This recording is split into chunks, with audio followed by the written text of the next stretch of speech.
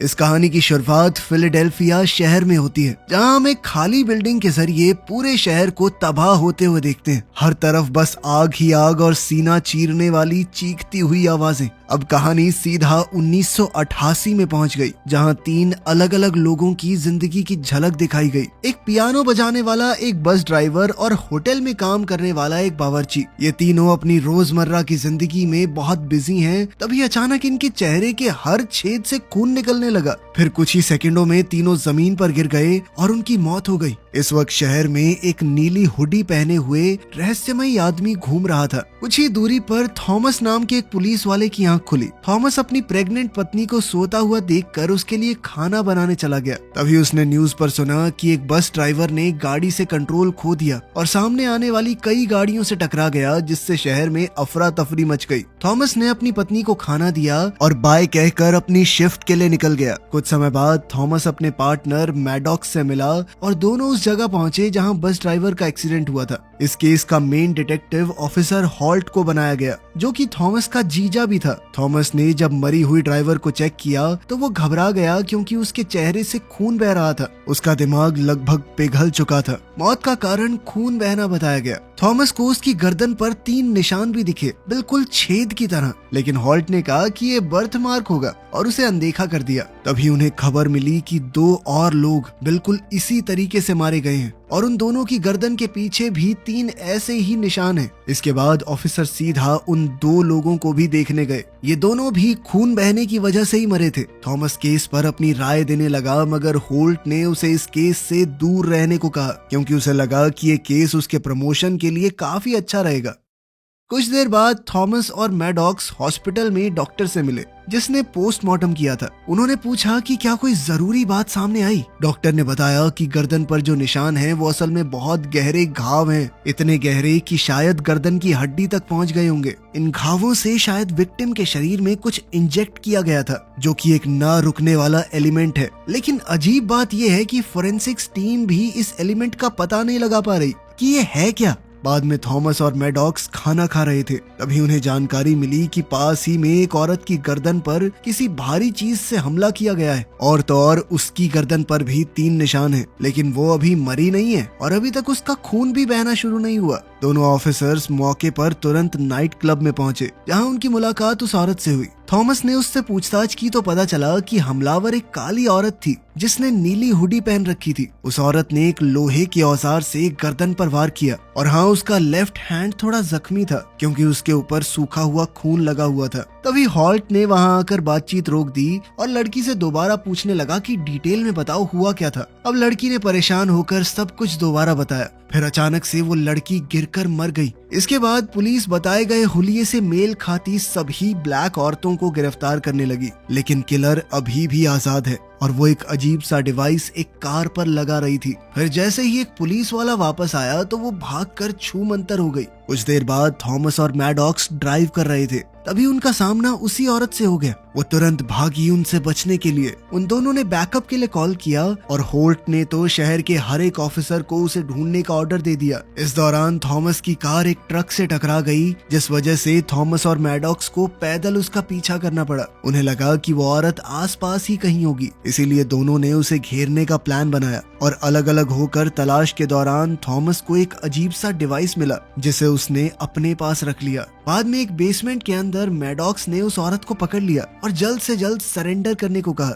लेकिन ये औरत कोई अबला नारी नहीं थी। उसने मैडॉक्स पर हमला करके उसे पीट दिया और तो और उसकी टांग भी तोड़ दी और फिर जल्दी से वहां से भाग गई। अपने पार्टनर की आवाज सुनकर थॉमस वहां पहुंचा और उस अनजान औरत का पीछा करने लगा। आखिरकार उसने उसे घेर लिया और हाथ ऊपर करके मुड़ने को कहा। तभी कहानी में एक मोड़ आया। उस औरत ने थॉमस को उसके नाम से बुलाया और उसे उसकी होने वाली बेटी के लिए बधाई भी दी। साथ ही उसने कहा कि मुझे अफसोस है तुम्हारे पार्टनर की टांग तोड़ने के लिए। ये सब सुनकर थॉमस थोड़ा घबरा गया कि इसे इतना सब कैसे पता है मेरे बारे में। फिर थॉमस ने उसे गिरफ्तार करने की कोशिश की, लेकिन औरत ने उसे आसानी से हरा दिया और एक बेंच के साथ उसी की हथकड़ी से उसे बांध दिया। जाते जाते उसने कहा कि हम फिर से मिलेंगे, लेकिन जैसे ही वो वहां से जाने के लिए मुड़ी, तभी थॉमस ने उस पर उसी के डिवाइस से हमला कर दिया, जिससे वो अपने शिकार को इंजेक्ट किया करती थी। इससे औरत का बैलेंस बिगड़ गया और वो सामने से आती हुई ट्रेन के आगे गिरकर मौत का शिकार हो गई। इस घटना का थॉमस पर गहरा असर हुआ, लेकिन इससे पहले कि वो खुद को संभालता उसे खबर मिली कि उसकी पत्नी हॉस्पिटल में है। वो भागते हुए वहां पहुंचा और उसके साथी ने बताया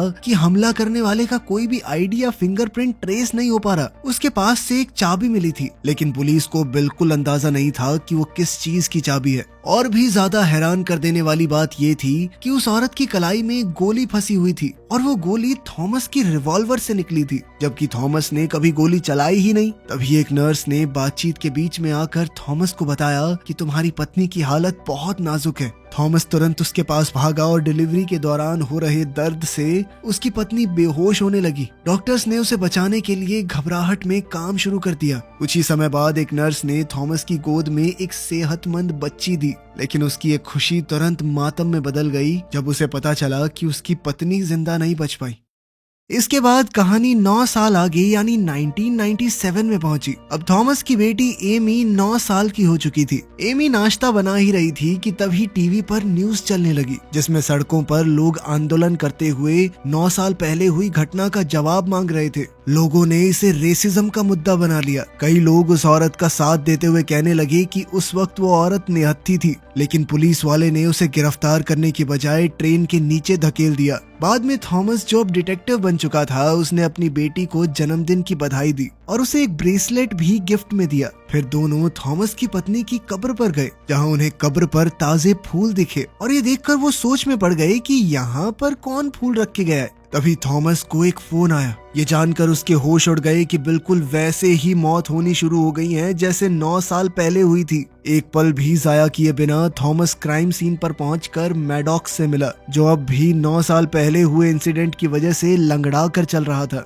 थॉमस ने उससे पूछा कि सुबह तुमने मेरी पत्नी की कब्र पे फूल तो नहीं रखे, लेकिन मैडॉक्स ने कहा कि मैं नहीं गया भाई वहाँ। फिर दोनों एक यूनिवर्सिटी क्लासरूम पहुंचे, जहाँ एक प्रोफेसर की लाश पड़ी थी। उसकी गर्दन पर वही 3 निशान थे और चेहरे से खून बह रहा था। थोड़ी ही देर में होल्ट, जो कि अब एक ऑफिसर बन चुका था, वो सिक्योरिटी कैमरा फुटेज चेक करने लगा। फुटेज देखकर सबकी आंखें खुली की खुली रह गई, क्योंकि ये किलर बिल्कुल उसी औरत जैसी दिखती थी और वही कपड़े पहने हुए थे उसने, जो 9 साल पहले वाली औरत ने पहने थे। लेकिन क्योंकि वो औरत तो मर चुकी है, इसीलिए सबने मान लिया कि ये कोई कॉपी कैट किलर है। पुलिस स्टेशन वापस जाकर थॉमस 9 साल पुराने केस की फाइल्स को दोबारा पढ़ने लगा, इस उम्मीद में कि शायद कोई क्लू मिल जाए। तभी उसे वो रहस्यमयी चाबी मिली जो उस औरत के पास से मिली थी, और उसने अपनी टीम को उसकी जांच पड़ताल करने लगा दिया। इसी दौरान और भी मर्डर्स होने लगे, जिससे पुलिस पर जबरदस्त प्रेशर आ गया। साथ ही पब्लिक के बीच डर का माहौल बनना शुरू हो गया था। बाद में थॉमस ने फुटेज के अंदर नए किलर के लेफ्ट हैंड को ध्यान से देखा। वो चौंक गया ये देखकर कि वो भी जख्मी है, बिल्कुल उसी तरह जैसे 9 साल पहले वाली औरत का हाथ था। उसने मैडॉक्स को बताया कि ये डिटेल कभी पब्लिक नहीं की गई थी, इसीलिए अगर कोई कॉपी कैट किलर है तो वो इस बारे में कैसे जान सकता है। तभी एक ऑफिसर ने आकर बताया कि जिस चाबी की जांच की जा रही है वो एक प्लेन की चाबी है, जिसे सिर्फ 1 साल पहले बनाया गया है। तो ये चाबी 9 साल पहले कैसे थी उस औरत के पास? ये सुनकर डिटेक्टिव्स हैरान रह गए जब उन्हें पता चला कि 100 मील के रेडियस में सिर्फ एक ही एयरफील्ड है जहाँ पर इस मॉडल का प्लेन मौजूद है। तो उन्होंने वहाँ जाने का फैसला किया।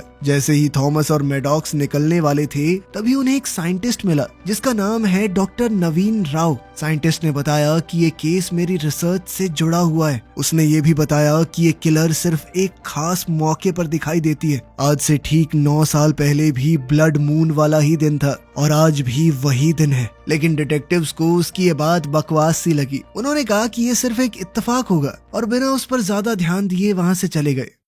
कुछ देर बाद डिटेक्टिव्स एयरफील्ड पहुंचे। थॉमस अकेला अंदर चला गया और वहां के मैनेजर से मिला। उसने उसे औरत की तस्वीर दिखाई और पूछा कि क्या उसने उसे पहले कभी देखा है। मैनेजर ने मना कर दिया, लेकिन वो काफी घबरा गया। इसी बीच औरत भी वहीं एक दीवार के पीछे छुपी हुई थी। थॉमस ने उस आदमी की घबराहट को महसूस कर लिया, इसीलिए वो कागज पर लिखकर उससे बात करने लगा और जान गया कि यहाँ कोई और भी मौजूद है। जैसे ही थॉमस ने अपनी बंदूक की तरफ हाथ बढ़ाया, तभी अचानक उस औरत ने उस पर बंदूक तान दी और कहा कि तुम्हें फिर से मिलकर अच्छा लगा। फिर उस औरत ने मैनेजर से कहा कि थॉमस को कुर्सी से बांध दो। इसी दौरान थॉमस ने चालाकी से बाहर खड़े अपने दोस्त को कॉल कर दिया और उसने सब कुछ सुन लिया। औरत ने मैनेजर से प्लेन की चाबी मांगी और मजबूरी में उसने उसे चाबी दे भी दी। फिर जैसे ही मैनेजर ने छुपी हुई गन की तरफ हाथ बढ़ाया तो औरत ने तुरंत उसे मारकर नीचे गिरा दिया। तभी दूर से पुलिस सायरन्स की आवाज सुनाई देने लगी। औरत ने घबराकर थॉमस को हॉस्टेज बना लिया।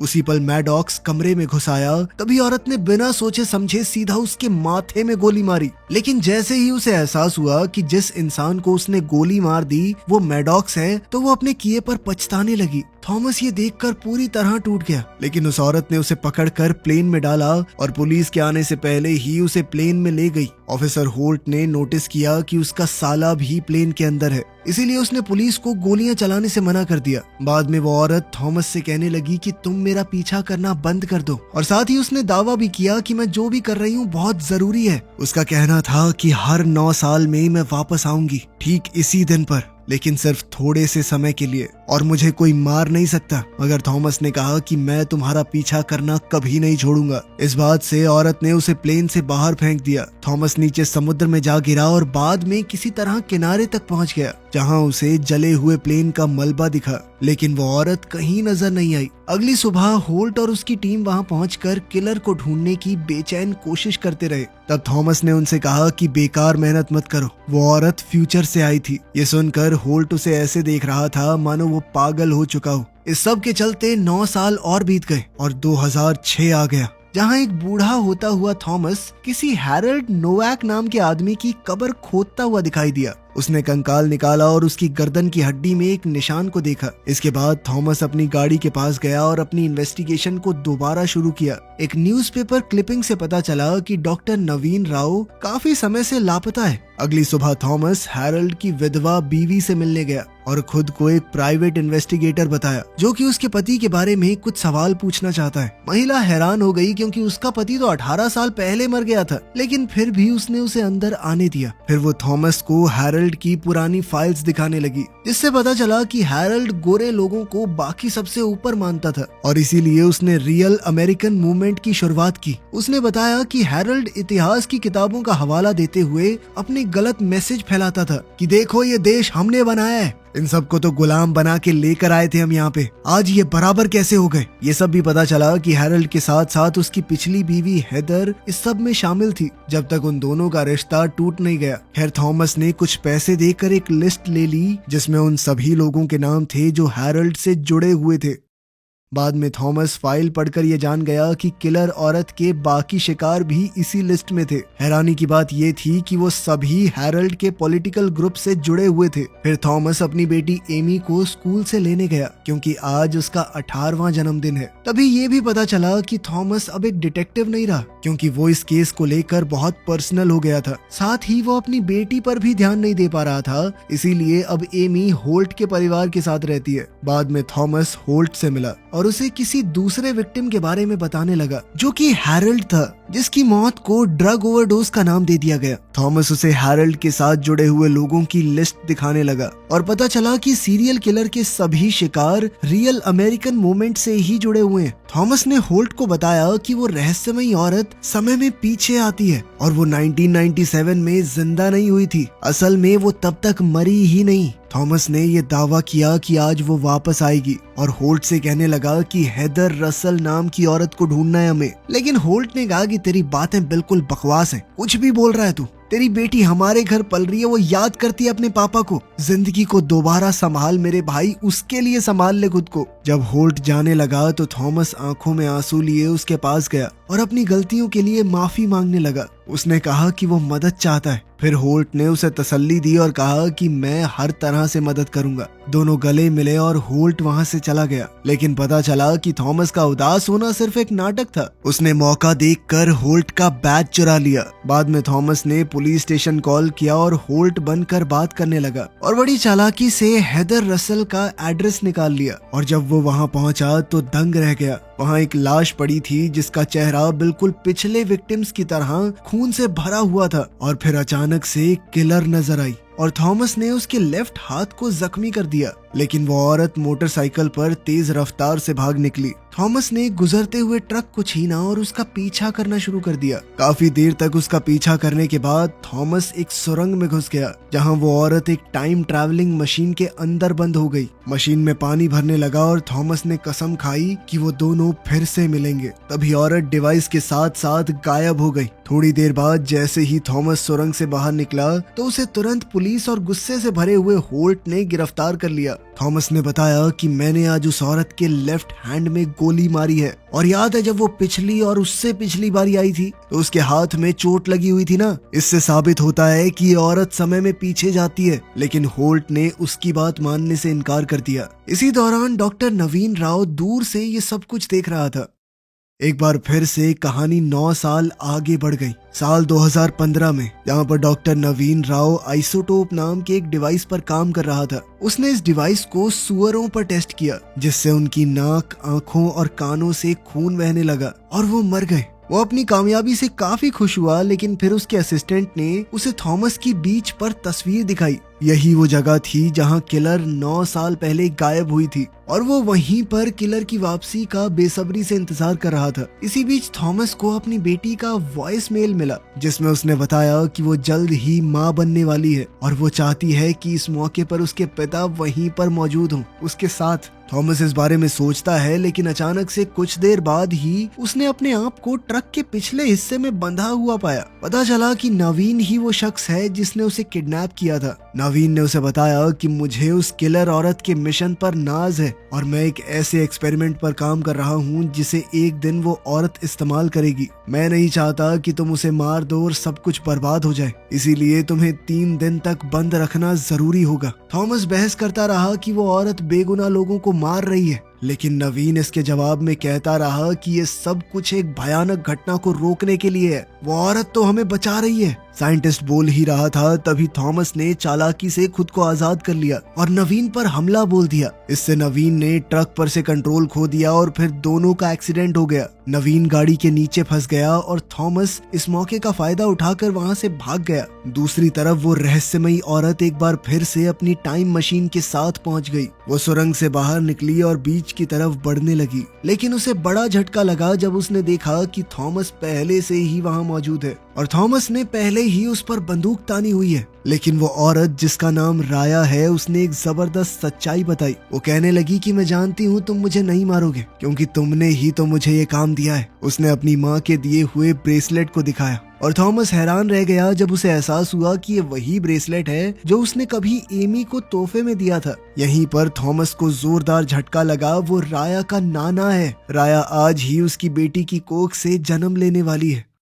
अब उसे अफसोस होने लगा कि 1988 में मैंने तुम्हें मार दिया था। थॉमस उससे गुहार लगाने लगा कि पीछे जाकर इस सब को रोक दो, लेकिन राया ने कहा कि ये सब हो चुका है और टाइम ट्रैवल एक ही तरफ होता है, बार बार वापस जाना मुमकिन नहीं है। उसने बताया कि मेरा मिशन इसी बीच पर इसी दिन से शुरू होता है और हमेशा मेरी मौत के साथ खत्म। जाने से पहले राया थॉमस से कहने लगी कि आप मम्मी के पास जाइए, उनका ख्याल रखिए, उन्हें उनके पिता की जरूरत है। ये कहकर राया वहाँ से चली गई और थॉमस आंखों में आंसू लिए जमीन पर बिलक बिलक कर रोने लगा। फिर कहानी में भविष्य से जुड़ी हुई कुछ झलक दिखाई दी, जहाँ पर राव टेक्नोलॉजीज नाम का एक इंस्टीट्यूट है। वहाँ एक बुजुर्ग व्हील चेयर पर बैठा हुआ नवीन आइसोटोप डिवाइस राया को देते हुए नजर आता है। एक और जबरदस्त ट्विस्ट में पता चला कि कहानी की शुरुआत में जो हमला दिखाया गया था वो उसी रेडिकल ग्रुप की वजह से हुआ था जिसे हैरोल्ड नोवाक ने शुरू किया था। इसके बाद हुई सिविल वॉर में लाखों लोग मारे गए और लोग बदला लेने के चक्कर में एक दूसरे को मारने वाले दरिंदे बन चुके थे।